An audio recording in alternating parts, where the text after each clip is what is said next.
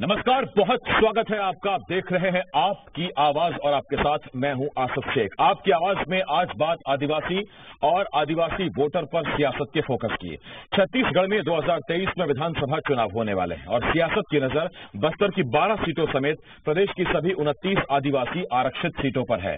BJP के बड़े नेता हाल ही में बस्तर दौरा कर चुके हैं, तो वहीं कांग्रेस भी बस्तर वासियों पर पूरा फोकस बनाए हुए है। एक दूसरे पर नक्सल मोर्चे पर नाकाम रहने और आदिवासी विरोधी होने के आरोप लगाए जा रहे हैं। कई सवाल हैं जिनके जवाब जानने की कोशिश करेंगे। एक खास पैनल भी हमारे साथ जुड़ेगा, लेकिन आइए सबसे पहले एक रिपोर्ट देखते हैं।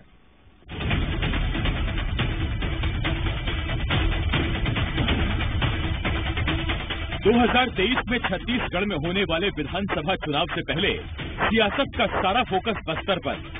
दोनों सियासी दल बस्तर में जीत का डंका बजाने को बेताब है। कांग्रेस जहां पिछली बार वाली कामयाबी दोहराना चाहती है, तो बीजेपी की ख्वाहिश बस्तर जीतकर रायपुर में राज करने की है। कुछ दिनों पहले ही बीजेपी प्रदेश अध्यक्ष और नेता प्रतिपक्ष बस्तर का दौरा कर चुके हैं, तो वहीं कांग्रेस प्रदेश प्रभारी पीएल पुनिया के फोकस में भी बस्तर है। ऐसे में दोनों ही सियासी दल एक दूसरे को नक्सल के खिलाफ नाकाम और आदिवासी विरोधी बताकर बस्तर के वोटर को साधने की जुगत में लगे हैं।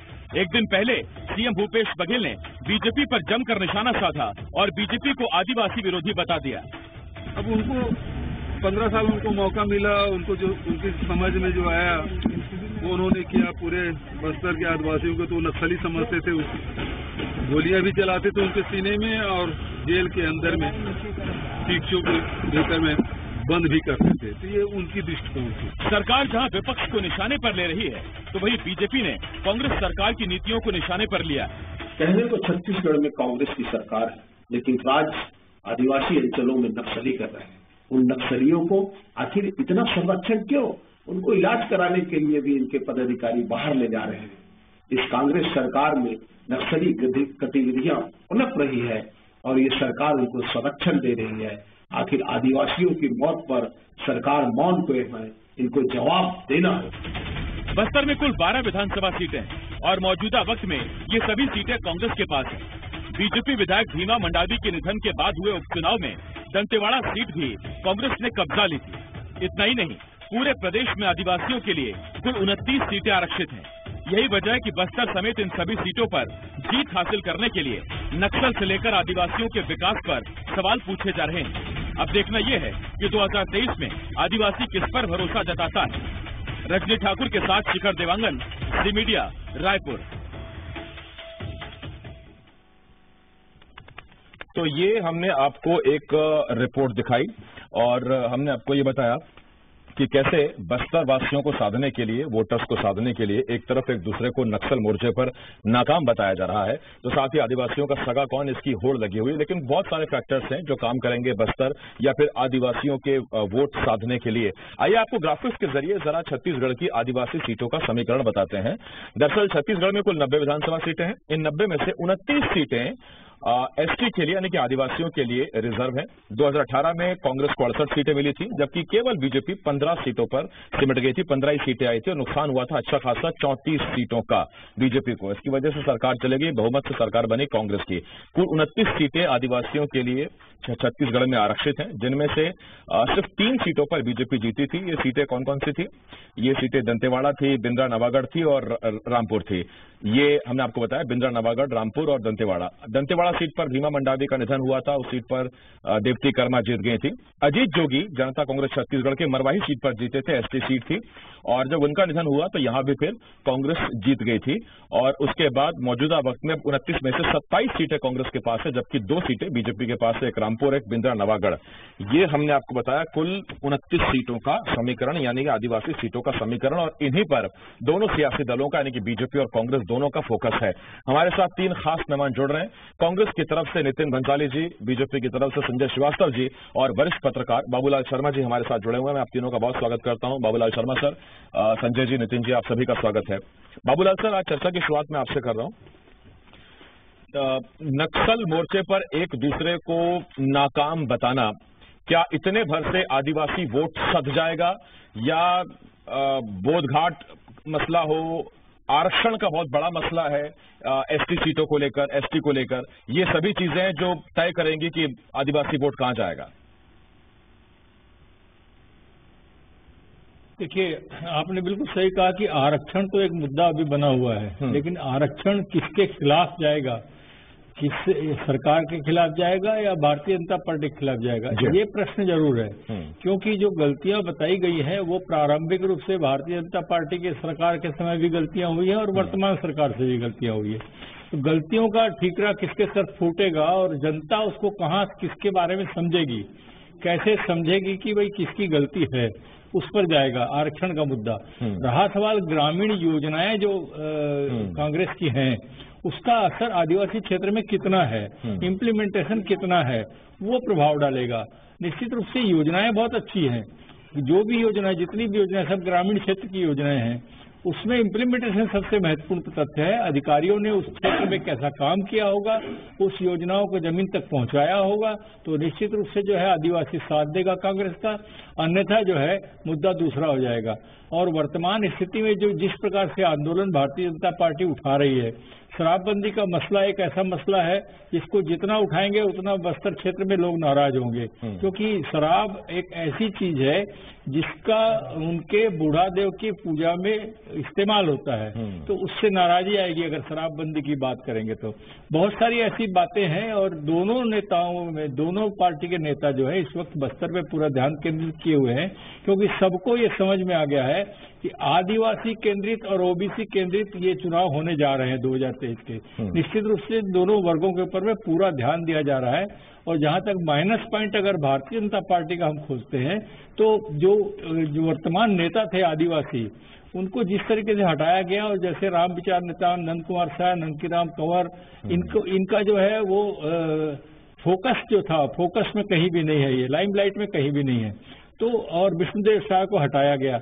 तो आदिवासी जनता इस बारे में सोचेगी कि हमारे आसपास जो लोग रहते थे, जो नेता रहते थे, वो तो हमसे दूर किए गए हैं, उनका अपमान हुआ है, ऐसा मान सकती है जनता।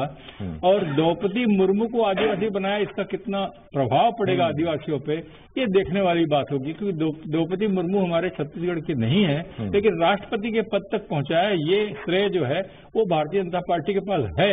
उसका कितना लाभ उठा पाएगी भारतीय जनता पार्टी, ये देखने वाली बात है। पहले ही सवाल के जवाब में बाबूलाल साहब ने इतने आयाम रख दिए हैं, अभी सब वो रिपीट होने वाले हैं, वो अभी संजय जी के पास से भी और नितिन जी के पास से भी, लेकिन फिर भी उनकी बात सुननी होगी हमें।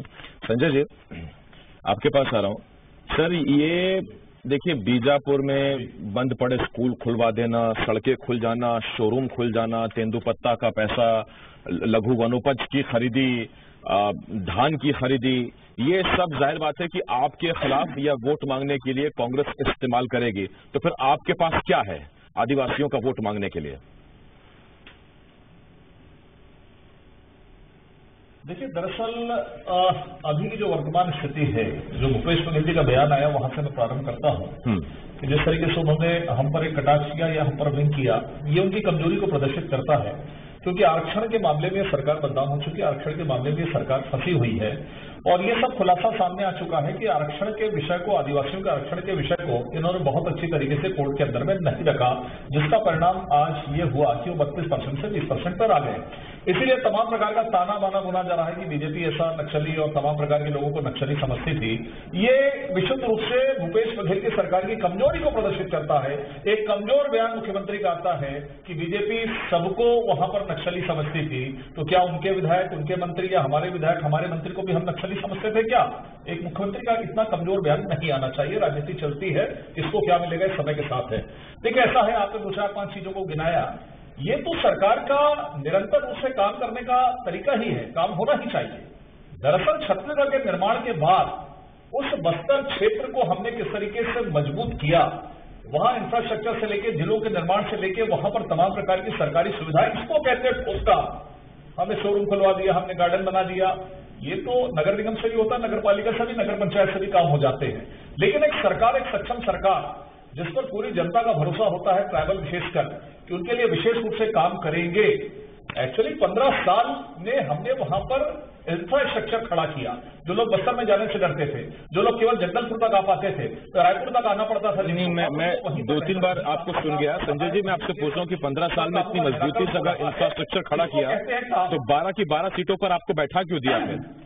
ऐसी भी क्या नाराजगी है, ऐसी भी क्या इनकम्बेंसी? देखिए, मैं इसका जवाब बहुत अच्छा सवाल है और मुझे लगता है इस सवाल का जवाब आपके पास भी है। हमने 5 साल नहीं, जो सरकार हाथ रही है भूपेश बघेल की, 15 वर्ष तक हमने जनता का सम्मान, मैं ये नहीं कह रहा हमने शासन किया, जनता का हमको आशीर्वाद मिला। देखिए, एक सामान्य प्रक्रिया राजनीति के क्षेत्र में 15 साल 20 साल हो जाते हैं, कैंटीन कमेंसी होती है, व्यक्ति के प्रति होती है, सरकार के प्रति हो जाती है, कुछ हमारे फैसले गलत हो सकते हैं, कुछ चयन हमारे गलत हो सकते हैं, और कारण तो 4 सालों में आया कि हमारी क्या कमजोरी रह गई। तो मुझे लगता है एक बदलाव कि हम 2500 रुपए देंगे, हम शराबबंदी कर देंगे, हम 2500 रुपए सभी युवाओं को देंगे, ये तमाम प्रकार का प्रलोभन जो कांग्रेस की संस्कृति है देश की आजादी के बाद से, वो उन्होंने प्रलोभन फेंका। और एक बार भारत में तो होता ही है कि एक बार मौका इसको भी दे दिया जाए कि बहुत 15 साल से हल्ला मचा रहे हैं, एक बार इनको दे दें। लेकिन आज 4 साल के बाद क्या आदिवासी, क्या महिला, क्या युवा, क्या सभी वर्ग अपने आप को ठगा और अब उनके साथ में जो विश्वासघात हुआ है उसको महसूस कर रहा है, और शायद उसी की इबादत 2023 की जो इबादत अब लिखी जा रही है।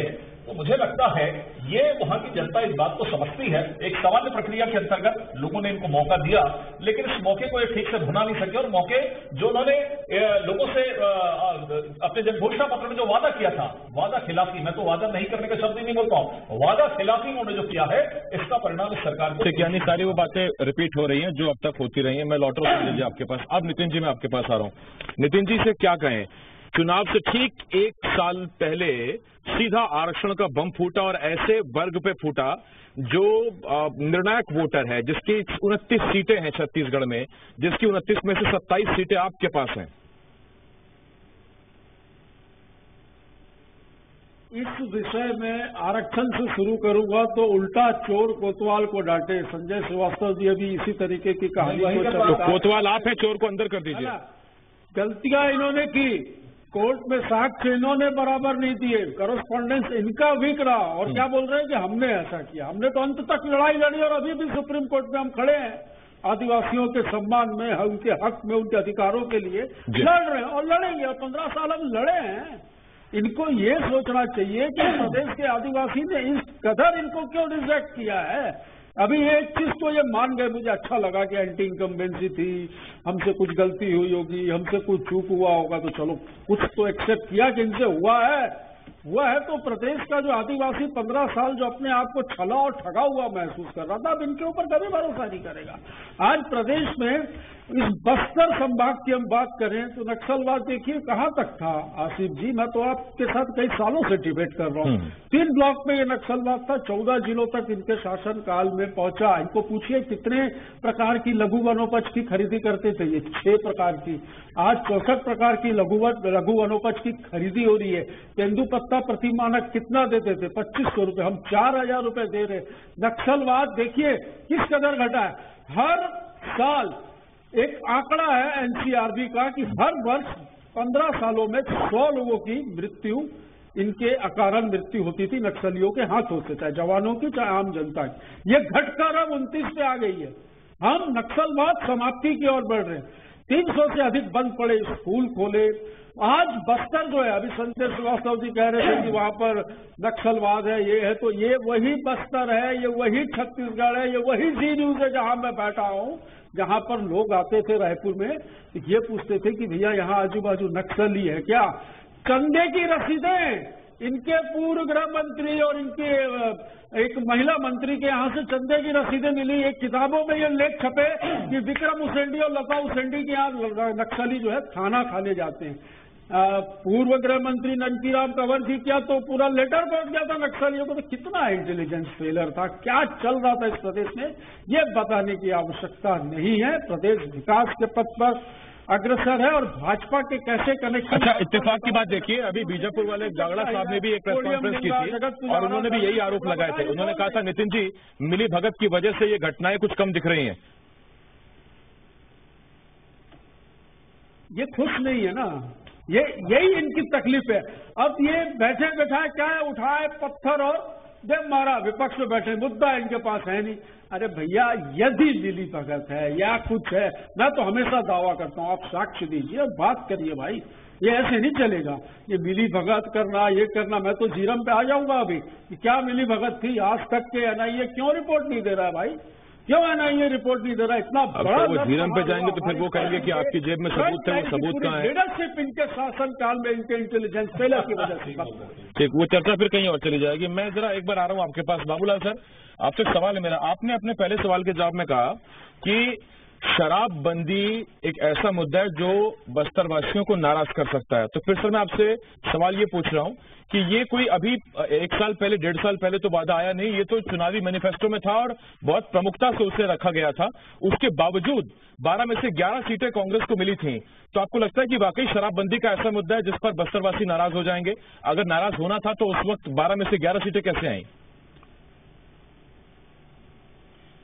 पहले तो देखिए, पहले तो ये बात मैं आपको बता दूं, शराबबंदी पूर्णतः शराबबंदी कहा गया था, लेकिन उसमें एक पॉइंट दिया गया था कि अपने निर्माण के लिए 5वीं अनुसूची के क्षेत्र में पंचायतों के अनुमति के साथ किया जाएगा।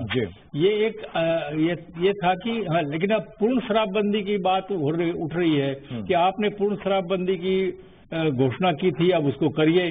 तो अब अगर मान लीजिए शराबबंदी झटके में की जाती है तो पूर्ण की जाएगी, तो आदिवासी क्षेत्र में भी बंद किया जाएगा, तो उसमें जो है नाराजगी आएगी। अगर शराब बंद हो जाएगी तो नाराजगी आएगी। अभी भी देखिए, महुआ की शराब बनाने की छूट आदिवासियों को आज भी है।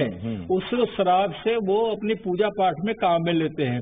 ये विषम स्थिति है। शराबबंदी न भारतीय जनता पार्टी कर सकती, मेरा खुली बात कर रहा हूं मैं, न भारतीय जनता पार्टी कर सकती है और न कोई दूसरी सरकार, कांग्रेस की सरकार कर सकती है। इस शराबबंदी का वायदा पूरी तरह से झूठा था और किस तरह से कर पाएंगे ये एक बड़ी बात है। मैं सिर्फ बार बार कहता हूं कि बगैर लोगों की सहमति के, बगैर लोगों में जागरूकता पैदा किए शराबबंदी संभव नहीं है छत्तीसगढ़ में। ये इसका पहला और आखिरी यही कि सब लोग मिलजुल करके, हर समाज, हर व्यक्ति अगर इसमें जुटेगा और लोगों को समझाने का प्रयास करेगा तो बहुत बड़ा काम है और बहुत मुश्किल से काम संभव हो पाएगा। संभव तो कुछ भी नहीं होता, संभव हो पाएगा। अगर जल्दबाजी में किया गया तो नुकसान होगा।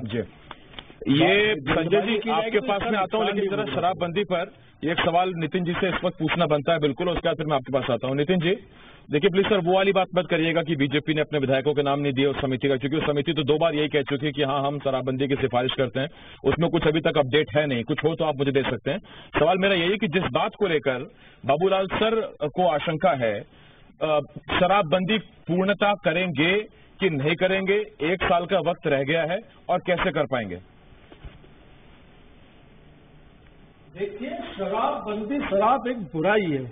इसको बीच में हम लोग लॉकडाउन के समय भी यदि हम देख लें तो किस तरह से ये लोग आदी हो चुके थे जो शराब के, ये स्पिरिट और अल्कोहल पी के लगातार उनकी मृत्यु हो रही थी। शराबबंदी होनी चाहिए, शराबबंदी होगी, पर शराबबंदी नोटबंदी और जीएसटी के जैसे नहीं होगी। सारी चीजों का आकलन करने के बाद होगी। आसिफ जी, टेक्निकल बात है कि 8 राज्यों से छत्तीसगढ़ घिरा हुआ है और 8 राज्यों में शराबबंदी नहीं है जहां से घिरा हुआ है। तो बहुत सी ऐसी आशंकाएं हैं। गुजरात में देख लीजिए, कई लोग जहरीली शराब पीकर उनकी मृत्यु हो गई। बिहार में कितने लाख लोगों के खिलाफ अवैध शराब के मामले दर्ज हुए। तो बंद मतलब बंद वाली स्थिति पे सरकार काम कर रही है और निश्चित तौर पर इसके बहुत ही सकारात्मक नतीजे होंगे, बशर्ते विपक्ष भी इसमें साथ दे, नेतागिरी ना करे बिना मुद्दों के। यदि चाहते हैं शराबबंदी हो तो आए ना भाई, अपने विधायक का नाम भी दे। आपने कहा, मैं तो कहूंगा जो समिति में जो नाम मांगे गए वो भी दें, अपने सुझाव भी दें। ये शराबबंदी चाहते ही नहीं है। 15 साल सरकार चलाई। इनके पूर्व मुख्यमंत्री डॉक्टर रमन सिंह जी ने रक्षाबंधन के दिन बहनों को कहा था, भले मेरी सरकार मत बने लेकिन मैं इस प्रदेश में शराबबंदी करूंगा। किया गया? नहीं किया। ये शराब के पक्षधर लोग हैं, ये बंद करने की सोच ही नहीं सकते। एक सवाल मैं भी कर देता हूँ, उमा भारती वहां पर सत्याग्रह कर रही है भाई। आज भी किसी शराब दुकान के बाहर पत्थर कुछ फेंके गए और वहां खड़ी थी, तो थोड़ा मामा को आप भी समझाइए, वहां मध्य प्रदेश में ध्यान दे, आप ही की पार्टी के बीच में चल रहा है। नहीं, उसमें तो खैर देखिए, चुनाव वहां भी है, चीजें वहां भी हैं। एक जन जागरूकता की एक मिलीजुली बात बनी थी, लेकिन उसके बाद फिर वो गोबर चला है, पत्थर चले, वो तो एक मसला है और जो है वो सबके सामने है। अब मैं संजय जी आपके पास आता हूँ।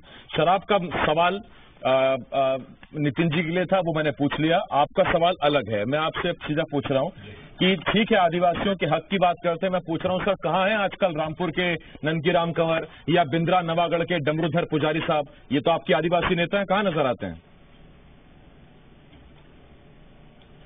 देखिए ऐसा है आसिफ जी सब नेता अपना काम कर रहे हैं, चाहे वो डमरूधर पुजारी जी हो, तंकीराम जी कंवर हो, और पूरी पार्टी बस्तर से लेकर सरगुजा से लेकर सब जगह हमारा कार्य प्रारंभ हो चुका है। और शायद यही हड़बड़ाहट है कि हड़बड़ाहट में मुख्यमंत्री भूपेश बघेल जी आनंद फानंद में कुछ भी बयान दे रहे हैं। देखिए, विषय आज ट्राइबल क्षेत्र का है, ट्राइबल पे हम चर्चा कर रहे हैं, शराबबंदी की बात कर रहे हैं। शायद हमारे मित्र को, कांग्रेस के नेताओं को तो अपडेट भी नहीं होता, क्योंकि शराबबंदी हुई नहीं है, वातावरण मदमस्त है, और उसी मदमस्त में जवाब आता है कि भैया समिति का सदस्य दो। अरे सत्तायन शर्मा जी, एक मिनट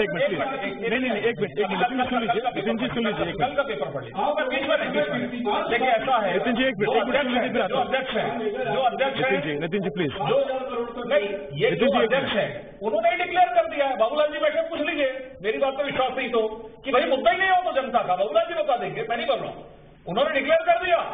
तो 4 साल पहले ये जन का मुद्दा था, घोषणा पत्र में घूम के लिए थे, महिलाओं से बातचीत किए थे।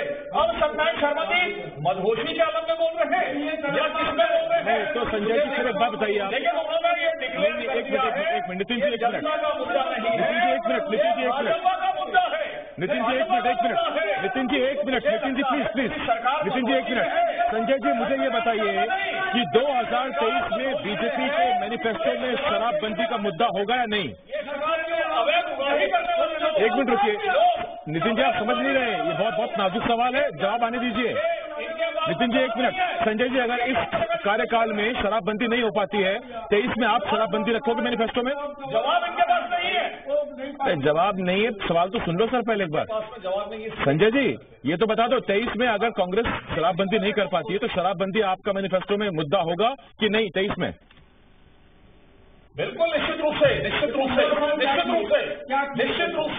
हमारा शराबबंदी का मुद्दा नहीं, ये हमारा जो हम करेंगे वोट बटोरने के लिए हम कभी अपने घोषणा पत्र में नहीं लिखेंगे कि शराबबंदी हो जाएगी। अरे मैं तो ये नहीं कहता हूँ कि ट्राइबल क्षेत्र में मत करिए चलिए। सर शराबबंदी कब होगी पता नहीं, लेकिन मेरे डिबेट का टाइम हो गया और मैं सर वक्त का बड़ा पाबंद हूँ सर, जो वादा किया निभाना पड़ेगा। छोटा सा ब्रेक है, मुझे जाना पड़ेगा। धन्यवाद आपका बहुत सब जगह, बाबूलाल सर, संजय जी, नितिन जी, बहुत धन्यवाद। अरे सर हो गया, धन्यवाद। एक छोटे से ब्रेक के लिए मैं रुकना होगा, ब्रेक के उस पार भी खबरों का सिलसिला लगातार जारी, आप देखते रहिए जी मध्य प्रदेश। सतीश।